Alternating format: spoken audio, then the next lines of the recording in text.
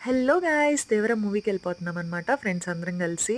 అన్న మూవీ అంటే ఇచ్చి పడేయటమే అసల మామూలుగుండదు. ఏదున్నా లేకపోయినా పాప్‌కార్న్, కూల్ డ్రింక్ ముఖ్యం బిగులు.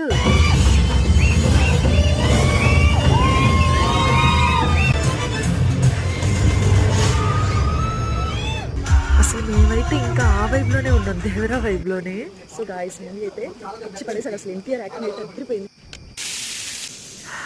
'దేవర' మూవీ హిట్ అయిందన్న ఆనందంలో టైం గూడా చూసుకోవట్లేదు. 2 అవుతుంది టైం. ఈ టైంలో నేనే దెయ్యాలు తింటాయన్నమాట నాలాగా. నన్ను పోషించి నెలకు వాళ్ళకి ఇండియా పంపించడానికి.